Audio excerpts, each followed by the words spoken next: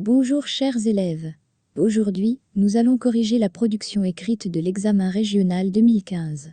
C'est un sujet relatif à la tragédie moderne Antigone. Restez avec nous pour découvrir les avis des gens sur ce sujet. N'oubliez pas de vous abonner à notre chaîne. Si la vidéo vous a plu, n'hésitez pas de cliquer sur j'aime. Sujet de la production écrite. Aimon s'oppose à son père et lui crache au visage. Donnez-vous raison aux enfants qui agissent violemment, avec violence, à l'égard de leurs parents? Justifiez votre point de vue à l'aide d'arguments et d'exemples précis.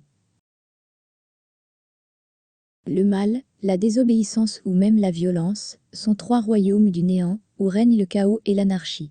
Ces pratiques nous invitent à oublier notre humanité pour pénétrer l'univers de la barbarie et la bestialité, surtout lorsque les personnes touchées sont les plus proches, les parents. En fait, certains jeunes, conscients ou inconscients de leurs actes, désobéissent à leurs parents en faisant recours à la violence. Cette attitude est mal perçue par d'autres qui voient ce phénomène comme une sorte de violation des valeurs humaines. Donc, qui peut nous convaincre le plus? Dans le développement, nous exposerons tour à tour les arguments de chaque catégorie.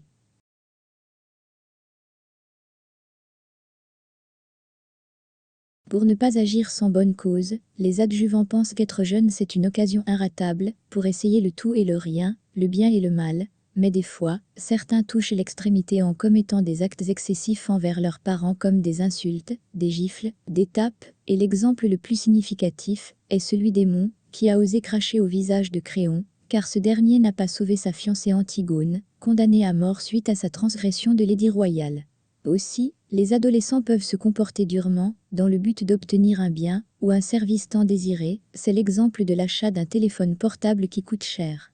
De même, les médias nous transmettent une image erronée entre le fils, le père ou la mère, et le fait d'imiter l'autre sans se rendre compte des spécificités de chaque famille peut causer la discorde. Or, ces arguments ne sont que des prétextes pour couvrir les mauvaises mœurs des jeunes d'aujourd'hui. En effet, les opposants pensent que, peu importe son âge, enfant, adolescent, jeune, adulte, vieux, il doit respecter ses parents, car la religion est très stricte à ce sujet et nous ordonne d'être obéissants et ne pas les blesser même avec une parole révoltante. De surplus, la société dans laquelle nous vivons nous impose quelques normes sociales, considérées moralement acceptables ou inacceptables dans notre culture. De plus, il faut croire que les parents sont une encyclopédie vivante qui conseille avec sagesse, agit avec mesure et ordonne avec expérience. Ainsi, un jeune obéissant ressent la tranquillité morale, car la désobéissance est une désolation, puisque les scientifiques ont montré que la satisfaction ou la complaisance des parents est un antidote aux maux dont souffre l'âme.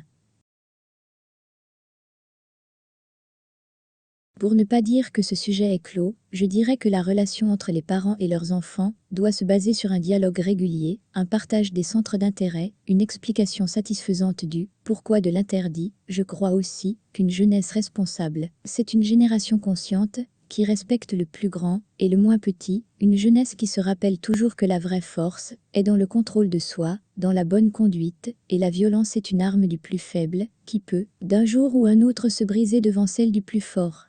Alors, faut-il rapprocher ce sujet de la détérioration morale?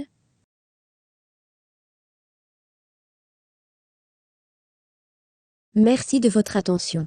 Nous vous invitons de vous abonner à notre chaîne et de nous encourager avec vos commentaires et vos remarques.